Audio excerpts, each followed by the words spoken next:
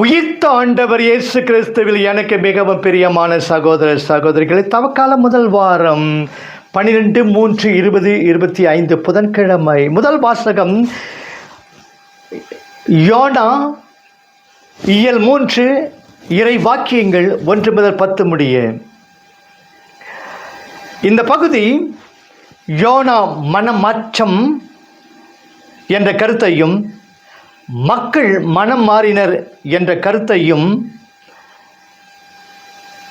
நம் முன் தியானிக்க பதிவு செய்கிறது.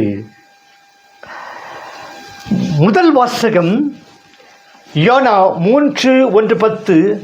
அனைத்து மக்களையும் தம் மக்களாக எண்ணி அவர்களுக்கு அருள் வாழ்வு வழங்க விரும்பினார் இறைவன். இறை மக்களாகிய தம்மை தவிர வேறு எவருக்கும் இறையரசுக்கு ஏற்றவர்கள் இல்லை என்று எண்ணியது இஸ்ராயல் இனம். இவர்களது தவறான இனத்தை திருத்த எழுதப்பட்டதே யோனா என்கிற நூல். யோனா மனமாற்றம். புற இனத்தால் வாழ்ந்த அசீரிய நகரமாக்கிய நினிவே நகர் சென்று இறைவாக்கு உரைக்கும்படி இறைவன் யோனாவுக்கு கட்டளையிட்டார். அவரோ புற இனத்தாரிடையே செல்ல மறுத்தார். மீனால் விழுங்கப்பட்டு கரையில் தள்ளப்பட்டார். தன் தவற்றிற்காக வருந்தி நினிவே சென்றார். மற்றவரை மனம் திரும்பும் முன் தான் மனம் மாற வேண்டும் என்பதன் எடுத்துக்காட்டு யோனா. புதிய நாட்டில் வேற்று மக்கள் இடையே சென்று போதிக்க யோனா அஞ்சினார். அவர்கள் தன்னை விரட்டி அடிக்கலாம், போதனை ஏற்க மறுக்கலாம். எரேமியாவை போல தன்னையும் கல்லால் இருந்து பாழும் கிணற்றில் தள்ளலாம். எனினும் மனம் மாறிய பின் இறைவன் அனுப்பும் இடத்திற்கு விரைந்து செல்கிறார். ஒவ்வொரு கிறிஸ்தவனும் இறை தூதுவன். உலகம் முடிவும் வரை எந்நாளும் நான் உங்களோடு இருக்கிறேன். மத்தேயு 28:20 என்பதும் அனைத்து கிறிஸ்தவர்களுக்கும் பொருந்தும். சாதி, இனம், மொழி என்ற எல்லைகளை கடந்து இறையரசுக்கு சான்று கூறுகின்றேனா? மக்கள் மனம் மாறினர்.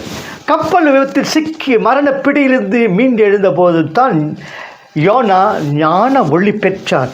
துன்பங்கள் ஒருவரை தூய்மைப்படுத்தும் என்பதற்கு யோனா ஒரு சாட்சி. சுடரும் பொன் போல ஒளிவிடும் துன்பம் சுட நோக்கிற்பவர்க்கு. குறள் 267. தனி மனிதனாக தன் பணியை தொடங்கினார். இன்னும் 40 நாட்களில் நினிவே வீழ்த்தப்படும் என்று அறிவித்தார். 40 நாள் வெள்ளம் இறைவன் கோபத்தின் சின்னம். தொடக்க நூல் 1:1. நமது ஆண்டவர் 40 நாள் இரவும் பகலும் நோன்பிருந்து பரிகாரத்தின் சின்னம். நமது ஆண்டவர் 40 நாள் நோன்பிருந்தது இரவும் பகலுமாய் பரிகாரத்தின் சின்னம். மத்தேயு 4:2. 40 நாட்களாகிய தவக்காலம் நான் மனம் மாற தகுந்த காலம்.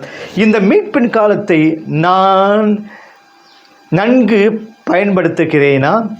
யோனாவின் போதனையை விட நினிவே மக்கள் இறைவன் தமக்கு அளித்த எச்சரிக்கை என ஏற்றுக்கொண்டனர். செயலில் இறங்கின. ஆட்சிபுரத்தில் அமர்ந்திருந்த அரசே தன் அரச ஆடைகளை கலைந்து சாக்கடை அணிந்து சாம்பலில் அமர்ந்து தவம் செய்தான். அவன் குடிமக்களுக்கு ஒரு எடுத்துக்காட்டு. இன்றைய ஆட்சியாளர்கள் இவனை பின்பற்றுவார்களா? பாவம் செய்த மக்களுடன் தொடர்பு கொண்ட அனைத்தும் தீட்டுப்பட்டுவிட்டன என்பதை தெளிவுபடுத்துதலே ஆடு மாடுகளும் விரதம் பூண்டதாய் கோணி ஆடை உடுத்தியதாய் மிகைப்படுத்தப்பட்டது. 7:8. உமக்கு எதிராக நான் பாவம் செய்தேன், என் பாவக்கரைகளை எல்லாம் துடைத்துவிடும். கடவுளை தூயதொரு உள்ளத்தை என்னுள் படைத்தருளும். திருப்பாடல் 51 என்றும் உருக்கமுடன் மன்றாடினர். இதுவரை தாங்கள் நடந்து வந்த தீய வழிகளை விட்டுவிட மக்கள் உறுதி பூண்டனர். இறைவன் தம் மனத்தை மாற்றிக்கொள்வார் என்று நம்பினர். யோவேல் 2:14. இவர்கள் நம்பிக்கை வீண் போகவில்லை. இவர்கள் தவத்தை இறைவன் நேரில் கண்டார். இவர்கள் மன்றாட்டை இறைவன் கேட்டார். இவளது மனமாற்றம் இறைவனது உள்ளத்தை தொட்டுவிட்டது. இறைவனே தனது திட்டத்தை மாற்றிக்கொண்டார். நோயுற்றவர்களுக்கு அல்ல, நோயுற்றவருக்கே மருத்துவ தேவை. பலியை அல்ல, இரக்கத்தையே விரும்புகிறேன். மத்தேயு 9, 12, 13 என்ற சொற்களின் எதிரொலியை நினிவேயில் கேட்க முடியும். நற்செய்தியாளர் லூக்கா இயல் 11 இறை வாக்கியங்கள் 29 முதல் 31 முடிய. இப்பகுதி அருங்குறிகளை தேடக்கூடாது என்றும் இயேசுவே அருங்குறியாவார் என்றும் நாமும் அடையாளங்களே என்ற 3 கருத்துக்களை நம் தியானத்திற்கு அழைப்பு விடுக்கின்றன. தவக்காலத்தில் நம் கண்முன்னும் நம் கருத்திலும் என்றும் இருக்க வேண்டியவர் கிறிஸ்து ஒருவரே என்பதை இன்றைய நற்செய்தி அறிவுறுத்துகிறது. அறிகுறிகள், புதுமைகள், சாட்சிகள் இவை அனைத்தும் நம்மை கிறிஸ்துவிடம் இட்டுச் செல்ல வேண்டும். கிறிஸ்து ஒருவரே. அவரது உயிர் தரும் வார்த்தைகளை நமக்கு வழியும் வாழ்வுமாய் அமைய இருக்க வேண்டும். ஒன்று, அருங்குறிகளை தேடக்கூடாது. அடையாளம், அருங்குறிகள் தேடுவது தவறென்று, ஆனால் அவற்றை தேடுவதிலே கொண்டுள்ள நோக்கு தவறானதாகும். ஏனெனில் அது இறைவனையே சோதிப்பதற்கு ஒப்பாகும். யூதர்கள் அடையாளங்கள் வேண்டும் என்று கேட்கிறார்கள், கிரேக்கர்கள் ஞானத்தை நாடுகிறார்கள். 1 கொரிந்தியர் 1:22 என்று பவுலடியார் ஏளனமாக பேசுவதும் இதை காட்டுகிறது.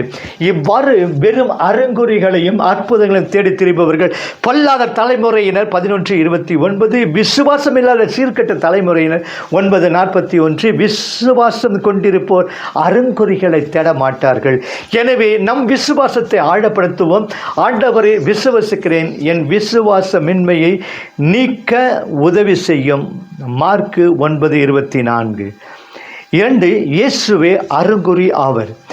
யோனா இறைவாக்கினர் தம் வாழ்வாலும் படிப்பினைகளாலும் நினைவே நகரின் அழிவுக்கு ஒரு எச்சரிக்கையாகவும் அடையாளமாக இருந்தார்.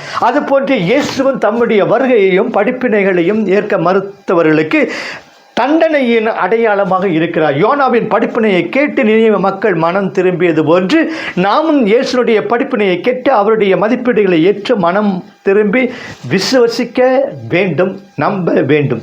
இயேசுவின் கற்பிதங்கள், படிப்பினைகள் மட்டுமன்று, அவருடைய உயிர்ப்பும் ஒரு உயர்ந்த அடையாளமாகிறது. எனவே இயேசுவின் உயிர்ப்பும் ஒரு உயர்ந்த அடையாளமாகிறது. எனவே இயேசுவின் உயிர்ப்பை தவிர வேறு அடையாளங்கள் நமக்கு தேவையில்லை. இயேசுவின் உயிர்ப்பை விசுவசித்து நம்முடைய பாவங்களிலிருந்து விடுதலை பெறுவோமா, அல்லது மனம் திரும்புவதற்கான அடையாளங்களையும்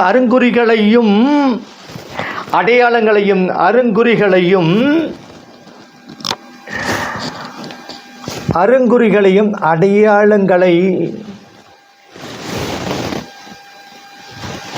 எதிர்பார்த்து கொண்டு நம் வாழ்வை வீணாக்குவோமா? நாமும் அடையாளங்களே. யோனா தம்முடைய வாழ்வினாலும் படிப்பினையாலும் நினைவே மக்களுக்கு அறிகுறியானார். சாலமோன் தமது ஞானத்தால் சாப நாட்டு அரசிக்கு அவள் மனமாற்றத்திற்கு அறிகுறியானாள். 1 அரசர் 10:1-10 முடிய. புத்தர், முகமது நபி, காந்தி, மார்ட்டின் லூத்தர் கிங் முதலியோர் தங்களுடைய வாழ்க்கையாலும் படிப்பினையாலும் துயரற்ற மக்களுக்கு விடுதலையின் அறிகுறியாயிரு.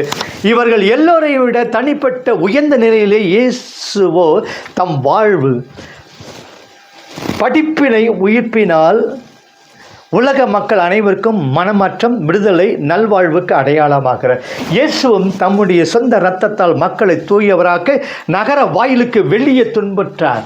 ஆகவே நாமும் அவருக்கு ஏற்பட்ட இகழ்ச்சியில் பங்கு கொண்டு பாளையத்தை விட்டு வெளியேறி